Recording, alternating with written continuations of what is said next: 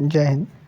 पिछली वीडियो में हम लोग भाग 4 देख चुके हैं। भाग 4 के बाद भाग 4 में हमने डीपीएसपी देखा था और उसके बाद भाग 4 में ही हमारे थे मूल कर्तव्य मतलब फंडामेंटल ड्यूटीज़। अब उसके बाद हमारा आता है भाग 5, जिसमें क्या है, इसमें ये संघ की बात करता है मतलब यूनियन एक बहुत बड़ा पार्ट होता है, जिसमें हमारा राष्ट्रपति, संसद और राज्यसभा, लोकसभा ये सब आ जाता है। इसलिए सबसे पहला जो है ये हमारा जाता है अनुच्छेद 52 से लेकर के 151 तक। मतलब इसमें 100 आर्टिकल हैं, मतलब 100 अनुच्छेद हैं। अब उनको एक एक करके देखने के लिए सबसे पहला पार्ट होता है जो भाग 5 में, वो होता है हमारे राष्ट्रपति। ठीक है। अब राष्ट्रपति जो है उसके लिए एक बहुत ही बेहतरीन सी ट्रिक है जो आप याद कर लीजिए। जो राष्ट्रपति साहब हैं हमारे, वो अनुच्छेद 52 से लेकर के 61 तक जाते हैं। ठीक है। अब उसकी जो हमारी ट्रिक है वो 2-3-4 बार आँख बंद करके पढ़िए, याद हो जाएगी। पकानी कोका द्वयोदशम, क्या है? पकानी कोका द्वयोदशम, पकानी कोका द्वयोदशम। 4-5 बार आप आँख बंद करके पढ़िए, याद हो जाएगी। उसमें देखते हैं कहते क्या है। जो पकानी कोका द्वयोदशम है, पासे मतलब है हमारे राष्ट्रपति का जो पद है उसकी बात करता है। इसके बाद जो का है, का से है कार्यपालिका। उसके बाद नी है, उससे निर्वाचन की बात होती है। को से कोटा की बात होती है। का से कार्यकाल की बात होती है। दू से दोबारा निर्वाचन होता है, मतलब कोई भी राष्ट्रपति है वो दोबारा से निर्वाचन के लिए अप्लाई कर सकता है। यो से योग्यता होती है। दशम से दशा की बात चलती है। सा से शपथ की बात चलती है। माँ से महाभियोग, मतलब महाभियोग सबसे लास्ट में बात करेगी कि राष्ट्रपति को अगर हटाना होता है तो कैसे करके हटाते हैं। ठीक है।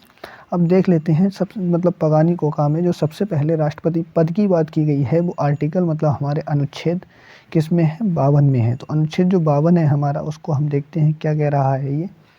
जब अनुच्छेद 52 की बात करेगा तो अनुच्छेद 52 में हमारी जो बात की गई है वो की गई है राष्ट्रपति के पद की। राष्ट्रपति का जो पद है वो कैसे करके, राष्ट्रपति देश का औपचारिक मतलब नाम मात्र के लिए जो हमारा राष्ट्रपति होता है वो औपचारिक प्रमुख होता है। मतलब सारी की सारी जो पावर है इंडिया के अंदर वो पीएम के पास होती है, और जो हमारे राष्ट्रपति साहब होते हैं वो औपचारिक रूप से मतलब फॉर्मल होते हैं।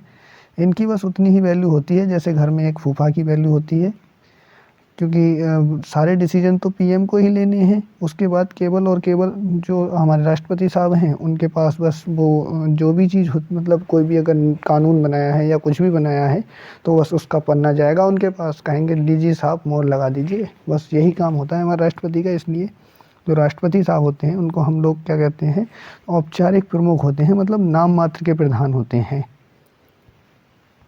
इसके बाद औपचारिक प्रमुख के रूप में राष्ट्रपति पद के ब्रिटेन से लिया गया है। अब दो चीज़ें हैं इसमें। जो राष्ट्रपति का पद है वो अनुच्छेद 52 में है। राष्ट्रपति होते हैं वो औपचारिक प्रमुख होते हैं, मतलब नाम मात्र के प्रधान होते हैं।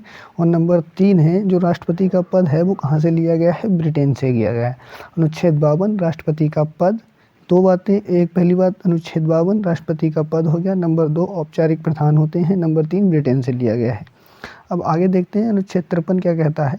अनुच्छेद 53 है, उसमें हमने भी पढ़ा था, वो कार्यपालिका की बात कर रहा था। अनुच्छेद 53 है, अनुच्छेद जो 53 है उसमें लिखा है कार्यपालिका का औपचारिक प्रधान राष्ट्रपति होते हैं। ठीक है। कार्यपालिका जो होती है उसके औपचारिक प्रधान राष्ट्रपति होते हैं, अर्थात सभी कार्य राष्ट्रपति के हस्ताक्षर के बाद किए जाएंगे। कार्यपालिका का प्रस्ताविक प्रधानमंत्री मतलब प्रधान होते हैं वो पीएम होते हैं, क्योंकि सारे डिसीजन पीएम लेते हैं, लेकिन डिसीजन के बाद जो लास्ट में होता है वो राष्ट्रपति की ही मोहर लगती है, तब जा कर के कोई भी कानून है या कोई भी बिल है वो सब पास होता है। ठीक है। तो जो अनुच्छेद 53 में था वो कार्यपालिका थी। अनुच्छेद 54 की बात करें तो अनुच्छेद 54 में राष्ट्रपति के निर्वाचन की बात की गई है, मतलब कैसे करके राष्ट्रपति को चुना जाता है। अब कैसे करके चुना जाता है तो ये बहुत ही थोड़ी सी डिफ़िकल्ट मतलब सिस्टम है इसका। इसमें लगा इसका निर्वाचन एकल संक्रमणीय अनुपातिक पद्धति द्वारा होता है। और नंबर 2 अप्रत्यक्ष रूप से गुप्त मतदान होता है। अब एकल संक्रमणीय अनुपातिक पद्धति द्वारा होता है। सपोज करो कि 2 लोग इलेक्शन में खड़े हुए, सपोज करो 3 लोग खड़े हुए। ठीक है। मान लिया एक ए, एक बी, एक सी। अब इनको वोट डालने के लिए अब अच्छा उससे पहले ये देख लेते हैं, जो राष्ट्रपति का चुनाव होता है उसमें कौन कौन निर्वाचन में भाग ले सकता है। अब निर्वाचन के लिए एक बनता है निर्वाचन मंडल। क्या बनता है? निर्वाचन मंडल। जो निर्वाचन मंडल होता है उसमें कौन कौन होते हैं? बहुत सारे लोग होते हैं। अब जैसे हमारी दो चीज़ें होती हैं, क्या होती हैं? एक लोकसभा, एक राज्यसभा, ठीक है। और दूसरी तरफ अगर हम बात करें तो होता है क्या? विधानसभा एंड विधान परिषद, ठीक है। दो चीज़ हैं, दो चीज़ें इधर हैं। अब ये हमारी दो चार चीज़ें हो गई, ठीक है। अब लोकसभा होते हैं और राज्यसभा होती है, विधानसभा होती है और विधान परिषद होती है। अब जो भाग लेते हैं वो उसमें कौन? लोकसभा भाग लेती है। कौन भाग लेती है? लोकसभा भाग लेती है, राज्यसभा भाग लेती है, विधानसभा भाग लेती है, लेकिन विधान परिषद भाग नहीं लेती है। जो विधान परिषद है हमारी वो भाग नहीं लेती है। क्यों? क्योंकि विधान परिषद है उसमें भाग लेने का मतलब ये है कि हमारे पूरे हिंदुस्तान के अंदर जो विधान परिषद है वो सारे के सारे राज्यों के पास नहीं है, लेकिन लोकसभा, राज्यसभा और विधानसभा सारे राज्यों के पास होती है। अब जो लोकसभा है, लोकसभा में इतनी बात समझ में आई कि कौन कौन भाग ले सकता है। मतलब लोकसभा भाग ले सकती है, राज्यसभा भाग ले सकती है और विधानसभा भाग ले सकती है, लेकिन विधान परिषद भाग नहीं लेगी, ठीक है। अब लोकसभा में देखो हमारे जो राष्ट्रपति होते हैं वो कितने लोगों को मनोनीत करते हैं? 2 एंग्लो इंडियन को। और जबकि राज्यसभा होती है उसमें कितने लोगों को मनोनयन मतलब चयन वो नॉमिनेट करते हैं? वो 12 लोगों को। और विधानसभा, इसके बाद जो विधानसभा है, विधानसभा वैसे ही होती है जैसे लोकसभा राज्यसभा सेंटर में होती है, वैसे ही राज्य में विधानसभा और विधान परिषद होती है। अब देखो 2 लोग यहाँ, 12 लोग यहाँ, इतने लोग राष्ट्रपति द्वारा निर्वाचित किए जाते हैं, मतलब मनोनीत किए जाते हैं। तो क्वेश्चन ये आता है कि जो राष्ट्रपति होता है उसके चुनाव में कौन कौन भाग ले सकता है। अब राष्ट्रपति के चुनाव में भाग लेने के लिए लोकसभा, राज्यसभा और विधानसभा के जो चुनाव से मतलब डायरेक्ट निर्वाचित सदस्य होते हैं, कैसे निर्वाचित सदस्य होते हैं वो ही भाग लेते हैं, जबकि मनोनीत सदस्य जो होते हैं संसद के वो भाग नहीं लेते हैं। इसका मतलब लोकसभा, राज्यसभा और विधानसभा के निर्वाचित सदस्यों द्वारा राष्ट्रपति का चुनाव होता है। वो भी कौन सी है? एकल संक्रमणीय अनुपातिक पद्धति द्वारा, ठीक है। इसके बाद हम आगे देखते हैं अनुच्छेद 54। अनुच्छेद 54 में ही देखो बताया गया है अनुपातिक पद्धति है वो क्या होती है। अनुपातिक पद्धति के बारे में बात की गई है कि लिखा है इस पद्धति द्वारा चुनाव में खड़े सभी उम्मीदवारों को वरीयता के क्रम में वोट देना होता है। वरीयता के क्रम में मतलब सपोज करो जैसे आप लोग फॉर्म भरते हैं, सभी लोग फॉर्म भरते हैं। अब आपके यहाँ आपने फॉर्म भरा, जैसे आप KVS का फॉर्म भर रहे हैं, यूपी टेट का, CTET का, तो उसमें क्या आता है? एक ऑप्शन आता है आप लोगों के लिए कि आपके पास 3-4 जगह हैं। अब इसमें से कोई एक जगह जो सबसे पास में होगी, सपोज़ करो ये वाली जगह आपकी सबसे पास में, आप बरेली डिस्ट्रिक्ट में रहते हैं, इसके साथ ही साथ आपके बरेली डिस्ट्रिक्ट के पास रामपुर है, पीलीभीत है और फिर क्या है? लखनऊ है। ये 4 ऑप्शन थे। अब आप क्या है? वरीयता उसको देंगे ना जो सबसे पहले पास में आएगा। ऐसे ही जो चुनाव होता है तो कोई भी जो सांसद होता है या फिर MP होता है, MLA होता है, मतलब विधानसभा, लोकसभा और राज्यसभा के जो लोग होते हैं वो इस क्रम में वोट देते हैं। सपोज करो कैसे करके, एक A है कोई, एक B है और एक C है। अब एक आदमी कोई गया वोट देने, उसने कहा नहीं हमें वोट देना है किसे, B हमें सबसे ज़्यादा पसंद है, तो उसने B को वोट दे दिया नंबर 1 पे, लेकिन वोट डाल के ये चला जाएगा। तब संसद पीछे से जो निर्वाचक मंडल होगा वो उसको वापस लगा खींच के, इधर आओ भाई इधर आओ, तुमने W2 लर्निंग की क्लास नहीं पढ़ी थी क्या? उसमें था क्या? देखो अगर आपने B को वोट दिया है तो आपको वोट इन दोनों को भी देना पड़ेगा, A को भी और C को भी। बस इतना है कि आपको वरीयता देनी पड़ेगी। आपने अगर B को वोट दिया तो उसको पहले नंबर पे रखो। फिर उसके बाद देखो अब तुम्हें सबसे ज़्यादा पसंद B था तो तुमने B को पहले नंबर पे रख दिया। इसके बाद देखो कौन तुम्हें पसंद है, चलो A को हम 2 नंबर पे रख देते हैं और C को हम 3 नंबर पे रख देते हैं, ठीक है। एक आदमी वोट डाल के चला गया।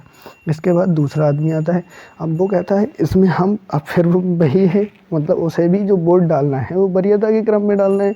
अब दूसरा आदमी आया, उसने कहा यार हमें तो क्या है A वाला पसंद है, तो उसने A को पहले नंबर पे रख दिया, C को दूसरे नंबर पे रख दिया और B को तीसरे नंबर पे रख दिया, ठीक है। ऐसे ही करके आगे वोट डालते रहेगा। अब जिसके पास वरीयता सबसे मतलब 1 नंबर का वोट जिसको सबसे ज़्यादा पड़ा होगा, वही उम्मीदवार क्या होगा, जीत जाएगा। ठीक है, आई होप आपकी समझ में आया होगा। अब आगे देखते हैं एकल संक्रमणीय का क्या मतलब है। एकल संक्रमणीय इसके द्वारा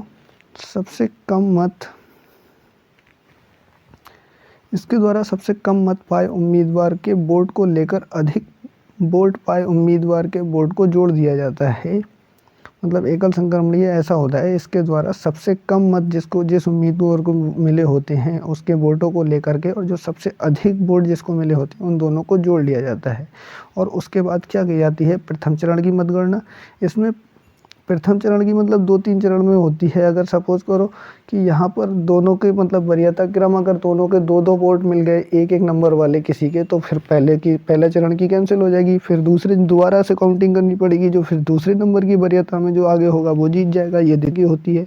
और नंबर 3 आता है इसी में अप्रत्यक्ष, क्या है, अप्रत्यक्ष मतदान। अप्रत्यक्ष मतदान का मतलब क्या होता है, तो राष्ट्रपति का चुनाव होता है वो अप्रत्यक्ष होता है। कैसे होता है, जैसे हम लोग लोकसभा में किसको सुनते हैं, एमपी को, ऐसे ही राज्यसभा में किसको सुनते हैं, एमपी को और एमएलए को, इन्हीं को तो चुनते हैं।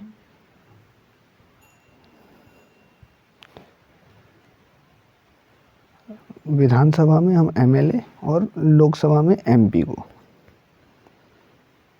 ठीक है, अब होता क्या है, अब एमपी का इलेक्शन होता है, जैसे इसमें हम क्या निकाल करके लाते हैं, पीएम को और यहाँ पर सीएम को।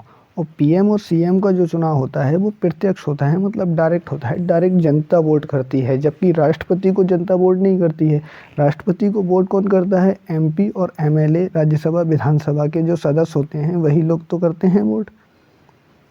तो इसलिए इसको हम अप्रत्यक्ष कहते हैं। मतलब जिन लोगों को जनता ने चुन करके भेजा है वही लोग क्या है, राष्ट्रपति को चुन करके लाएंगे। ये क्या कहलाता है, अप्रत्यक्ष मतदान। मतलब राष्ट्रपति निर्वाचन में जनता भाग नहीं लेती है, बल्कि जनता द्वारा जो प्रतिनिधि चुने गए थे वो भाग लेते हैं। इसलिए जो राष्ट्रपति का चुनाव होता है वो अप्रत्यक्ष होता है। ठीक है, इसके बाद आता है जो निर्वाचन मंडल होता है, उसमें क्या बात किया जाता है, राष्ट्रपति का निर्वाचन मंडल।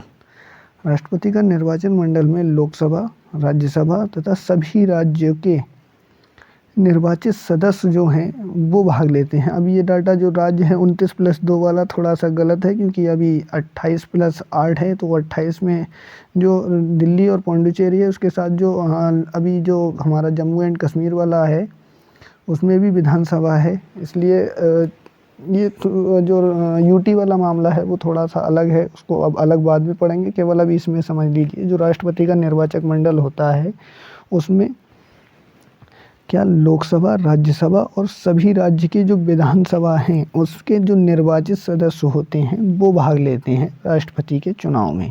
ठीक है, इसके बाद क्या है, विधानसभा और राज्यसभा के 12 मनोनीत सदस्य, राज्यसभा देखो विधान परिषद और राज्यसभा के जो 12 मनोनीत सदस्य होते हैं तथा लोकसभा के 2 एंग्लो इंडियन होते हैं, वो राष्ट्रपति के निर्वाचन में भाग नहीं लेते हैं। क्यों नहीं लेते हैं, उसके पीछे एक रीज़न है, क्योंकि जो एंग्लो इंडियन होते हैं और जो मनोनीत वाले सदस्य होते हैं उनको राष्ट्रपति ही तो मनोनीत करता है। अब सपोज कोई राष्ट्रपति था, उसने किसी व्यक्ति को मनोनीत किया था, अब दोबारा से इलेक्शन लड़ेगा तो वो व्यक्ति उसी राष्ट्रपति को वोट देगा, जिससे क्या है, वो उसका पक्षपात वाली भावना रहेगी ना, इसलिए उसे वोट डालने का अधिकार दिया ही नहीं है। ठीक है, इसके बाद आगे क्या लिखा था, मुख्यमंत्री जब विधान परिषद का सदस्य होगा तो वह राष्ट्रपति निर्वाचन में भाग नहीं लेगा। मतलब अगर कोई भी मुख्यमंत्री है और वो विधान परिषद का अगर सदस्य हुआ तो वो क्या है, राष्ट्रपति के निर्वाचन में भाग नहीं लेगा। ठीक है, इसके बाद आता है, हाँ इसको पढ़ लेते हैं, क्या लिखा है, 69वां संविधान संशोधन 1990 द्वारा दिल्ली तथा पौंडीचेरी में विधानसभा का गठन किया गया था। मतलब 69वां संविधान संशोधन हुआ था 1990 में, उसमें दिल्ली तथा पौंडीचेरी में विधानसभा का संशोधन हुआ था। उसके बाद हुआ था 70वां संशोधन, जिसमें 1990 द्वारा राष्ट्रपति के निर्वाचक मंडल में दिल्ली और पौंडीचेरी को राष्ट्रपति के निर्वाचन मंडल में शामिल किया था। मतलब जो यूटी हैं और यूनियन टेरिटरी उनको शामिल नहीं किया जाता है, लेकिन 70वां संविधान संशोधन हुआ था 1990 में, उसमें राष्ट्रपति का जो निर्वाचक मंडल होता है उसमें दिल्ली और पौंडीचेरी के को राष्ट्रपति के निर्वाचक मंडल में शामिल कर लिया गया था, जबकि मोस्टली जितने भी हमारे यूटी हैं उनको शामिल नहीं किया जाता है। ठीक है, हाँ, अब पूरा डायग्राम हम समझ लेते हैं। ये हमारी है संसद, संसद में होता है लोकसभा और राज्यसभा। यह है हमारा विधानसभा और ये विधान परिषद, ये है हमारा विधानमंडल। ये होती है हमारी सेंटर में और ये होती है हमारी स्टेट में। ठीक है, अब जो लोकसभा है उसमें हमारे 545 सदस्य होते हैं, मतलब 545 वोट लोग इलेक्शन लड़ सकते हैं। अब इसमें है क्या, 2 एंग्लो इंडियन होते हैं और राज्यसभा है, इसमें कितने 12 मनोनीत सदस्य होते हैं जो राष्ट्रपति द्वारा ही मनोनीत किए जाते हैं। तो अब होता क्या है, ये 2 एंग्लो इंडियन और ये 12 मनोनीत सदस्य। और इधर जो है विधान परिषद, विधान परिषद में विधान परिषद भी भाग नहीं लेता है राष्ट्रपति के चुनाव में, क्योंकि जो पूरा राज्य में है, मतलब जो पूरा देश है उसमें जो राज्य हैं उन सब में विधान परिषद नहीं है, इसलिए जो विधान परिषद है वो भाग नहीं लेता। ये हमने एक बार देख लिया था। ठीक है, अनुच्छेद 55 हम देख चुके हैं। अनुच्छेद 56 अब देखते हैं क्या कहता है। जो अनुच्छेद 56 है इसमें राष्ट्रपति के कार्यकाल के बारे में बताया गया है। राष्ट्रपति का जो कार्यकाल होता है वो 5 वर्ष का होता है। यदि राष्ट्रपति का पद 5 वर्ष से पहले खाली हो जाता है तो नया राष्ट्रपति 5 वर्ष के लिए आता है, ना कि बचे हुए कार्यकाल के लिए। समझ आया? जैसे हम और जगहों में, जैसे गांव में प्रधानी वगैरह होती है, अगर उसमें 5 साल ख़त्म करने से पहले ही अगर कोई प्रधान है वो किसी वजह से अगर अपने पद से हट जाता है तो दोबारा से जो इलेक्शन होता है तो वो जितने बचे हुए साल होते हैं उसके लिए होता है। जबकि जो राष्ट्रपति का चुनाव होता है हमारा, वो उसका कार्यकाल 5 वर्ष का होता है। अगर कोई राष्ट्रपति 5 वर्ष से पहले अपने पद से हट जाता है बाई चांस किसी भी वजह से, तो जो नया राष्ट्रपति आएगा वो भी 5 वर्ष के लिए ही आएगा, ना कि बचे हुए कार्यकाल के लिए। ठीक है, नोट, अमेरिका के राष्ट्रपति का चुनाव 4 वर्षों के लिए होता है, जबकि हमारे इंडिया में होता है वो कितने वर्षों के लिए होता है, 5 वर्षों के लिए होता है। इसके बाद आता है अनुच्छेद 57। अनुच्छेद 57 में एक ही राष्ट्रपति दोबारा, मतलब दूसरा था ना, द्वयोदशम पकानिको का द्वयोदशम, तो दो से मतलब था दोबारा निर्वाचन। तो अनुच्छेद जो 57 है वो बात करता है राष्ट्रपति के दोबारा निर्वाचन की, मतलब एक ही राष्ट्रपति एक से ज़्यादा बार निर्वाचन के लिए अपना फार्म भर सकता है या पर्चा भर सकता है। अब तक डॉक्टर राजेंद्र प्रसाद ही एक इकलौते राष्ट्रपति हैं जिन्होंने दोबारा निर्वाचित होकर के आए थे। इसके बाद अनुच्छेद 58 है। अनुच्छेद 58 में क्या है, योग्यता की बात की गई है। योग्यता क्या होगी, नंबर 1 है, मतलब जो राष्ट्रपति अगर राष्ट्रपति का चुनाव लड़ना है तो उसके लिए कुछ योग्यताएं होती हैं। वो योग्यता क्या क्या है, नंबर 1 देखो क्या है, वो भारत का नागरिक हो। नंबर 2, 35 साल की आयु पूरी कर चुका हो। नंबर 3, लोकसभा के सदस्य बनने की योग्यता, मतलब लोकसभा का भी अगर सदस्य बनते हैं तो उसकी कुछ योग्यताएं होती हैं, वो योग्यता होना चाहिए। नंबर 4 पर 50 प्रस्तावक तथा 50 अनुमोदक हो।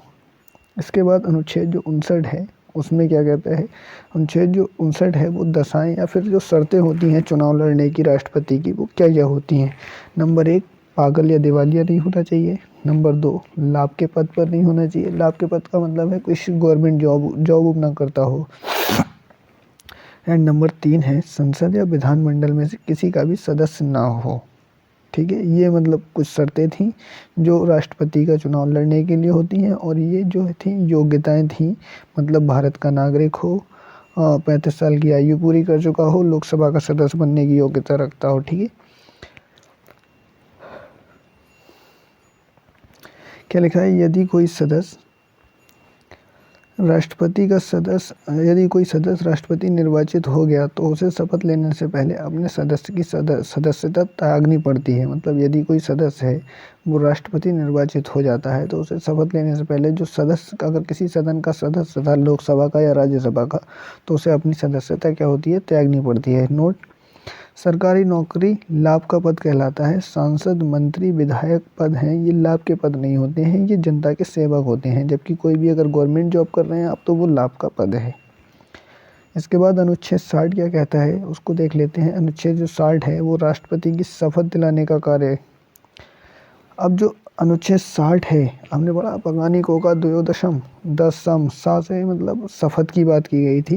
राष्ट्रपति के जो शपथ दिलाने का कार्य होता है वो सर्वोच्च न्यायालय के मुख्य न्यायाधीश, मतलब CJI होते हैं, वो क्या दिलाते हैं, शपथ दिलाते हैं। किसको, राष्ट्रपति को। राष्ट्रपति को शपथ कौन दिलाता है, CJI दिलाता है। ठीक है, लिखा है इसके अनुपस्थिति में सुप्रीम कोर्ट के शेष 30 न्यायाधीशों में से जो सबसे वरिष्ठ न्यायाधीश होंगे वो दिलाएंगे। मतलब सबसे पहली बात है कि जो हमारे राष्ट्रपति होते हैं उनको शपथ कौन दिलाता है, वो दिलाते हैं सीजेआई। ठीक है, और उसके बाद अगर सीजेआई बाई चांस नहीं है तो बाकी के जो बचे हुए होते हैं 30 न्यायाधीश, उनमें से जो सबसे वरिष्ठ वाला न्यायाधीश होंगे, मतलब उनके बाद वाले जो होंगे वो न्यायाधीश उसको क्या दिलाएंगे, शपथ दिलाएंगे। ठीक है, इसके बाद क्या है, न्यायिक शक्ति। न्यायिक शक्ति में अनुच्छेद 72 के अंतर्गत राष्ट्रपति की क्षमा शक्ति है। राष्ट्रपति क्षमा करने से पूर्व गृह मंत्रालय की सलाह लेता है। यह 5 प्रकार के किसी सज़ा को माफ़ कर सकता है। मतलब राष्ट्रपति के पास एक पावर होती है जो अनुच्छेद 72 के अंतर्गत आती है, 72 के अंतर्गत, कि वह किसी की भी व्यक्ति की जो सज़ा होती है उसको कम कर सकता है। ये राष्ट्रपति के पास पावर होती है। अब क्षमा का मतलब क्या होता है, जब राष्ट्रपति किसी की सज़ा पूरी तरह से माफ़ करता है तो उसे क्षमा कहते हैं। लघुकरण, इसमें राष्ट्रपति सज़ा की प्रकृति को बदल देते हैं किंतु समय को नहीं घटाते। नंबर एग्जाम्पल के लिए सोचो, किसी व्यक्ति को फांसी की सज़ा का आजीवन कारावास, 10 साल कठोर कारावास को 10 साल साधारण कारावास, मतलब किसी व्यक्ति को फांसी की सज़ा हुई थी उसको आजीवन कारावास में बदल सकते हैं। किसी को 10 साल का कठोर कारावास हुआ था तो उसको 10 साल का साधारण कारावास में बदल सकते हैं। मतलब ये राष्ट्रपति के पास क्या होती है, पावर होती है।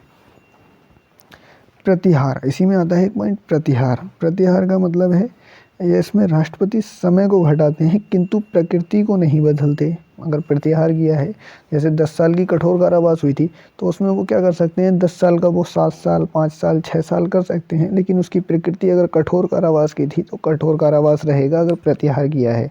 और जबकि अगर नॉर्मल बात करें तो वो उसकी 10 साल से कम कर सकते हैं, लेकिन साधारण कारावास भी कर सकते हैं, उसमें टाइम नहीं चेंज होगा। एग्जाम्पल के लिए एक और लिखा है, 10 साल कठोर कारावास को 5 साल कारावास, इसका प्रयोग फांसी की सज़ा पर नहीं हो सकता। ठीक है,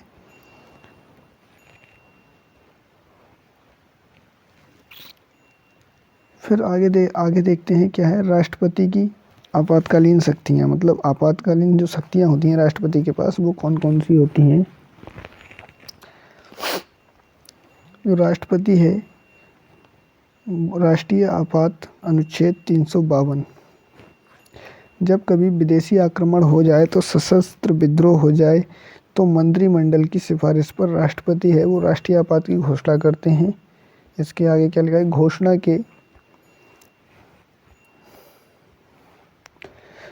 के 30 दिन के अंदर संसद के दोनों सदनों द्वारा राष्ट्रीय आपात का अनुमोदन करना आवश्यक होता है। यदि राज्यसभा कर दिया तो लोकसभा भंग है तो नई लोकसभा 30 दिन के भीतर अनुमोदन करेगी। दोनों सदनों के अनुमोदन मिलने के बाद आपात 6 माह तक लागू, अनुमोदन अनंत काल तक बढ़ाया जा सकता है। यदि राष्ट्रपति बिना मंत्रिमंडल की सिफारिश के आपात लागू कर देते हैं तो इसकी चुनौती सुप्रीम कोर्ट में दी भी जा सकती है। मतलब क्या है, अगर देश के अंदर राष्ट्रीय आपात की घोषणा राष्ट्रपति जी करते हैं, वो भी अनुच्छेद 52 में। ठीक है, अब होता क्या है, कोई विदेशी आक्रमण हो जाए या सशस्त्र विद्रोह हो जाए देश के अंदर तो मंत्रिमंडल की सिफारिश पे, मतलब मंत्रिमंडल लोकसभा और विधानसभा, राज्यसभा, इन सब जो मंत्रिमंडल होता है जो उसकी सिफारिश पे करते हैं। और घोषणा के 30 दिन के अंदर ही संसद के दोनों सदनों द्वारा राष्ट्रीय आपात का अनुमोदन करना भी मतलब आवश्यक होता है। यदि राज्यसभा कर दे और लोकसभा भंग हो उस समय तो नई लोकसभा 30 दिन के भीतर चुनी जाती है।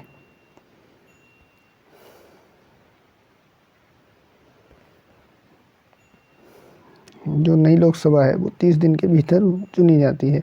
दोनों सदनों का अनुमोदन मिलने के बाद ही आपात है वो 6 माह तक अनुमोदन अगर अनंत काल तक चलता है। यदि राष्ट्रपति बिना मंत्रिमंडल की सिफारिश से आपातकाल घोषित कर देते हैं तो मंत्रिमंडल है उसको चुनौती सुप्रीम कोर्ट में दे सकता है।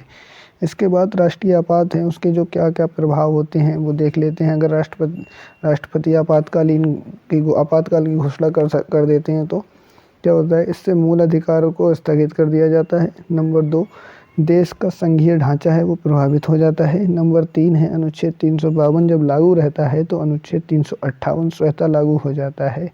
दी गई विभिन्न प्रकार की जो स्वतंत्रता होती हैं उनको स्थगित कर देता है। अनुच्छेद 4 है, सॉरी पॉइंट नंबर 4 है इसमें, 359 आपातकाल के दौरान राष्ट्रपति को यह अधिकार देता है कि अनुच्छेद 20 और 21 को छोड़कर किसी भी मूल अधिकार को स्थगित कर सकता है। मतलब 2 ही अनुच्छेद हैं, मतलब राइट टू, हमारे जो मूल अधिकार थे उनमें केवल 2 ही अधिकार रह जाते हैं, अनुच्छेद 20 और अनुच्छेद 21। बाकी के सारे के अनुच्छेद क्या हो जाते हैं, हमारे जो अधिकार हैं वो ख़त्म हो जाते हैं। इसके आगे पॉइंट 4 है, राज्य सरकार शक्ति विहीन हो जाती है। राज्य की मतलब जो राज्य की सरकार होती है उसके पास कोई शक्ति नहीं रहती आपातकाल की स्थिति में। नंबर 5 है, जो संसद राज्यों की विषय में कानून बना सकता है, किंतु यह प्रभावी केवल 1 साल तक रहेगा। जो संसद है वो राज्य सूची के विषय में कानून बना सकता है, लेकिन ये प्रभावी केवल 1 साल तक होता है। नोट, अनुच्छेद 352 में पहली बार मंत्रिमंडल का शब्द की चर्चा हुई थी। अब तक हमारे देश में 3 बार राष्ट्रीय आपात लगा है। नंबर 1 1962 में जब चीन से युद्ध हुआ था, नंबर 2 1971 में जब बांग्लादेश संकट हुआ था, और 1975 में जब आंतरिक अशांति हुई थी। किसने लगाया था? इंदिरा गांधी ने। उस समय इंदिरा गांधी पीएम थी 1975 में, ठीक है। इसके आगे है, लोकसभा का कार्यकाल 1 वर्ष के लिए बढ़ा दिया जाता है।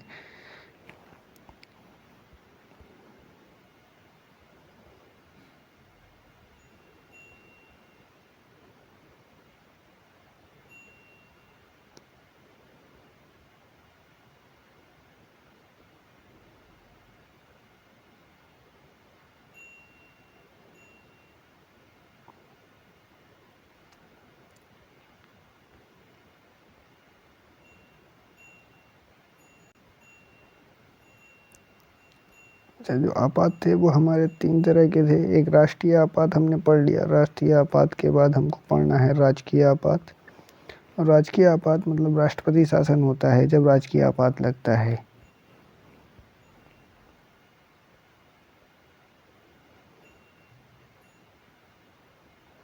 अब राजकीय आपात में होता क्या है, यह तब लगाया जाता है राजकीय आपात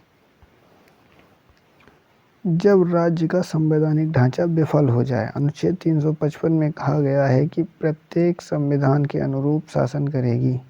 मतलब जो भी जितनी भी सरकारें हैं वो संविधान के अनुरूप शासन करेगी, अर्थात बहुमत की सरकार द्वारा शासन ही होगा। बहुमत के मतलब कोई भी सरकार बनती है तो बहुमत से ही बनती है। अनुच्छेद 365 में कहा गया है कि राज्य केंद्र सरकारों के दिशा निर्देशों पर कार्य करेगी। यदि 355 या 365 का कोई राज्य उल्लंघन करेगा तो राज्यपाल की सूचना पर मंत्रिमंडल की सिफारिश पर उस राज्य में राष्ट्रपति आपात लागू कर दिया जाता है, ठीक है। इसके बाद क्या आता है, राजकीय आपात का अनुमोदन 60 दिन के भीतर करना होता है, जबकि हमारा जो राष्ट्रीय आपात था उसका अनुमोदन 30 दिन के अंदर करना होता था। यदि राज्यसभा ने कर दिया है तो लोकसभा का अनुमोदन पूर्व भंग, अगर पहले से भंग है तो उसको फिर 30 दिन के भीतर नई लोकसभा बनेगी और फिर उसका अनुमोदन होगा। संसद के दोनों सदनों का अनुमोदन मिलने के 6 माह तक वो लागू रहता है। 6 माह करके अधिकतम 3 माह तक लागू किया जा सकता है, मतलब 3 बार लागू किया जा सकता है। अपवाद है, अपवाद के रूप में जम्मू और कश्मीर में राजकीय आपात 3 वर्ष से अधिक तक रहेगा। पहली बार राजकीय आपात पंजाब में लगा था, कब लगा था? 1952 में। उसके बाद आता है राजकीय आपात का प्रभाव क्या क्या पड़ता है। तो जब राजकीय आपात लगता है तो राज्य की जो सारी शक्तियाँ होती हैं वो राज्यपाल के हाथ में चली जाती हैं। नंबर 2 सीएम जो होता है मुख्यमंत्री, उसके पास कोई शक्ति नहीं रहती। नंबर 3 जो राज्य की विधायी शक्तियाँ होती हैं, विधायी शक्तियाँ होती हैं वो राष्ट्रपति के पास चली जाती हैं और राज्यपाल के पास। नंबर 4 राज्य का जो बजट होता है वो संसद में प्रस्तुत होने लगता है, जबकि पहले विधान परिषद में होता है। नोट में क्या लिखा है, राजकीय आपात के दौरान हाई कोर्ट में कार्य प्रभावित नहीं होते हैं। जैसे सुप्रीम कोर्ट में कोई कार्य प्रभावित नहीं होता है, वैसे ही हाई कोर्ट में कोई भी कार्य होता है वो प्रभावित नहीं होता है। इसके बाद नंबर 3 पे हमारा आता है राष्ट्रीय आपात, हमने पढ़ लिया, राजकीय आपात पढ़ लिया। इसके बाद आता है वित्तीय आपात, जो हमारा अनुच्छेद 360 में है। इसे यूएसए के संविधान से लाया गया था। इसे अब तब लगाया जाता है जब इसे तब लाया जाता है जब देश की वित्तीय स्थिति काफ़ी ख़राब हो। मतलब देश की आर्थिक स्थिति जब ख़राब हो जाती है तो क्या आता है, वित्तीय आपात, जो अनुच्छेद 360 में है। ये यूएसए के संविधान से लिया गया है। इसे मंत्रिमंडल की सलाह पर लाते हैं। संसद के दोनों सदनों द्वारा 60 दिन के अंदर अनुमोदन करना अनिवार्य होता है। यदि राज्यसभा के अनुमोदन कर देता है और लोकसभा भंग हो तो नई लोकसभा को 30 दिन के भीतर अनुमोदित करेगी। बस सेम सिमिलर ही हैं सब नियम इसके भी तीनों के। एक बार अनुमोदन मिलने के बाद जब तक संसद नहीं हटाती है तब तक ये नहीं हटता है, क्योंकि उन सब में तो उनका अलग अलग टाइम था। इसका है कि ये तो जब तक संसद नहीं हटाएगी तब तक नहीं हटेगा। ये अभी तक लागू नहीं हुआ है एक भी बार हमारे देश के अंदर, जो आर्थिक स्थिति वाला है वित्तीय आपात। लेकिन इससे प्रभाव क्या क्या होते हैं देखते हैं। प्रभाव होते हैं, राष्ट्रपति के वेतन को छोड़कर शेष सरकारी कर्मचारियों का वेतन काट लिया जाता है। एक राष्ट्रपति है, उनके वेतन को छोड़ करके पूरे देश में जितने भी सरकारी कर्मचारी होते हैं उनके सबका वेतन काट दिया जाता है। नंबर 2, सरकारी खर्च में भी कटौती की जाती है। नंबर 3, टैक्स बढ़ा दिया जाता है जब हमारा क्या वित्तीय आपात लगता है। अब देखो इस पूरे को एक टेबल के अंदर बताया गया है। जो आपात होता है वो हमने 1, 2 और 3 तरह का पढ़ा। राष्ट्रीय आपात अनुच्छेद 352, राजकीय अनुपात 356, वित्तीय आपात 360। अब राष्ट्रीय आपात है अनुच्छेद 352 में। इसमें संसद का अनुमोदन होता है वो 30 दिनों के भीतर होता है और नई लोकसभा भी 30 दिन के अंदर ही बनेगी। जबकि राजकीय अनुपात और वित्तीय अनुपात है, ये दोनों ही 60 दिन के अंदर संसद का अनुमोदन करते हैं और नई लोकसभा 30 दिन के अंदर इसमें भी बनानी होती है। मतलब नई लोकसभा का जो निर्माण है अगर पहले से ना हुई तो तीनों में 30-30 दिन का टाइम है इसमें। इसके आगे क्या आता है, राष्ट्रपति के विवेकाधिकार और शक्तियाँ क्या क्या होती हैं। राष्ट्रपति का जो विवेक अधिकार और शक्तियाँ होती हैं, इस शक्ति का प्रयोग राष्ट्रपति अपनी इच्छानुसार करते हैं। इसका प्रयोग लोकसभा में निरंकुश होना चाहिए, निशंकु होना चाहिए होने पर किया जाता है, अर्थात किसी के बहुमत न मिलने पर किया जाता है। मतलब ये जो विवेक अधिकार होता है लोकसभा में, आगे देखते हैं। जब लोकसभा में किसी को बहुमत नहीं मिलता है तो राष्ट्रपति किसी भी दल के नेता को पीएम घोषित कर देता है और 30 दिन के अंदर बहुमत सिद्ध करने को कहता है। आया समझ। मतलब कोई भी अगर 2 दल हैं, उसको अगर दोनों में से किसी को भी बहुमत नहीं मिला है तो वो किसी को भी पीएम घोषित कर सकता है। उसके बाद उसे 30 दिन के अंदर कहेगा कि अपना जो बहुमत है उसको दिखाइए या सिद्ध करके दिखाइए। यदि 30 दिन के भीतर भी बहुमत सिद्ध कर दिया जाता है तो वह पीएम होगा, अन्यथा दोबारा से चुनाव होता है अगर दोनों पार्टियों के पास अगर बहुमत नहीं होता है। राष्ट्रपति के पास वीटो पावर होती है। राष्ट्रपति की जो वीटो पावर है उसके बारे में पढ़ लेते हैं। मतलब विधेयक को रोकने की शक्ति को वीटो शक्ति कहते हैं। ये 3 प्रकार की होती है। एक अत्यंतकारी वीटो, निलंबनकारी वीटो और चौथी पॉकेट वीटो, मतलब जेब वीटो। अब सबसे पहले वाली है जो अत्यंतकारी वीटो, क्या है उसको देख लेते हैं। लिखा है, राष्ट्रपति जब विधेयक को पूरी तरह से रद्द कर देता है तो उसको अत्यंतकारी वीटो कहते हैं। अब यह समाप्त हो चुका है, अब ये राष्ट्रपति के पास नहीं है, पहले हुआ करता था। अत्यंतकारी वीटो मतलब जिसमें राष्ट्रपति चाहे तो किसी भी विधेयक को पूरी तरह से ख़त्म कर सकता है या रद्द कर सकता है। इसके बाद नंबर 2 पे आता है निलंबनकारी। अब निलंबनकारी वीटो पावर जो होती है वो क्या होती है, राष्ट्रपति द्वारा पुनर्विचार के लिए लौटाना। मतलब कोई भी लोकसभा से या राज्यसभा से पास होकर के कोई भी चीज़ गई, अब उससे कहते हैं राष्ट्रपति साहब इस पे साइन मोर कर दीजिए। वो कहते हैं पढ़ के देखते हैं, फिर कहते हैं उनको कुछ गड़बड़ अगर लगा तो कहते हैं इसको ले जाइए और पुनर्विचार करके लाइए। फिर नंबर 3 पे है पॉकेट वीटो पावर। क्या होती है, जब राष्ट्रपति किसी विधेयक पर अपना हस्ताक्षर करे, ना ही उसे पुनर्विचार के लिए लौटाए बल्कि उसे अपने पास ही रख ले तो उसे पॉकेट वीटो कहते हैं। मतलब राष्ट्रपति के पास कोई बिल आया या विधेयक आया, उस पर उसने क्या किया, राष्ट्रपति ने ना वापस किया पुनर्विचार के लिए, ना ही हस्ताक्षर करके उसे पास किया, बल्कि अपने पास रख लिया और रख करके उसे ऐसे ही छोड़ दिया, तो वो क्या होती है, राष्ट्रपति की पॉकेट वीटो पावर। इसके आगे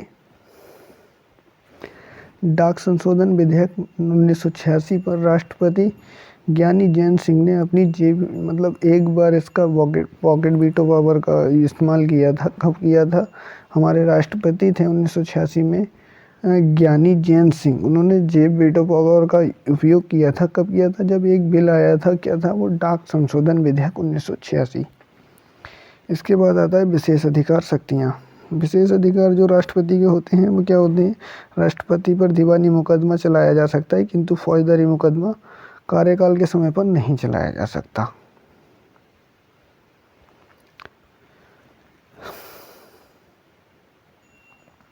हाँ, क्या था?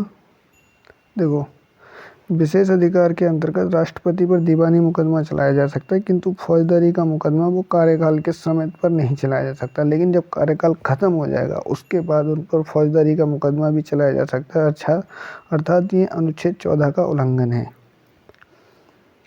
राष्ट्रपति मतलब उसमें समानता की बात चलती है ना। राष्ट्रपति किसी भी केंद्रीय विश्वविद्यालय के महाकुलाधिपति होते हैं। हाँ, ये बात भी ठीक है। इसके बाद अनुच्छेद 61 क्या है? 61 के बाद मुझे लगता है हमारा राष्ट्रपति ख़त्म हो जाएगा, उसके बाद उपराष्ट्रपति की बात करेंगे। तो पहले अनुच्छेद 61 की देखते हैं क्या है। अनुच्छेद 61 में राष्ट्रपति का महाभियोग की बात करता है सबसे लास्ट में, मतलब किसी भी राष्ट्रपति को कैसे करके हटाना होता है। तो महाभियोग शब्द केवल राष्ट्रपति के लिए प्रयोग हो सकता है। यह प्रक्रिया यूएसए के संविधान से ली गई है। अब तक किसी राष्ट्रपति पर महाभियोग नहीं लगाया गया है हमारे हिंदुस्तान के अंदर, लेकिन राष्ट्रपति पर महाभियोग किसी भी सदन से प्रारंभ हो सकता है, चाहे वो हमारा उच्च सदन हो या निम्न सदन हो, मतलब लोकसभा या राज्यसभा, दोनों से ही राष्ट्रपति पर महाभियोग की जो प्रक्रिया है वो स्टार्ट हो सकती है। लेकिन राष्ट्रपति पर महाभियोग किसी भी सदन से प्रारंभ हो सकता है। जिस सदन से महाभियोग प्रारंभ करना है उस सदन का 1/4 मतलब 25% सदस्य होते हैं, वो ये अनुमोदित करें, मतलब अपनी तरफ से दें कि हमें राष्ट्रपति पर क्या करना है? महाभियोग लगाना है। इसके बाद अनुमोदन मिलने के बाद यह सदन 2/3 बहुमत से महाभियोग को पारित करते हैं, मतलब लगभग 66% के करीब वोट पड़ने चाहिए, 66-67%। उसके बाद जब एक सदन महाभियोग पारित कर देता है तो दूसरे सदन में भेजने से 14 दिन पहले इसकी सूचना राष्ट्रपति को देती है। मतलब सपोज करो कि राज्यसभा से बिल पारित हो गया कि महाभियोग चलाना है हमको राष्ट्रपति पर, तब उससे 14 दिन पहले ही राष्ट्रपति को सूचना देनी होती है कि अब हम ये बिल लोकसभा में भेज रहे हैं, या फिर लोकसभा में पास हो गया तो राज्यसभा में भेज रहे हैं। उससे 14 दिन पहले ही बताना पड़ता है राष्ट्रपति को। ठीक है, अब नेक्स्ट है हमारा उपराष्ट्रपति, उसको हम देखेंगे अगली वीडियो में। धन्यवाद।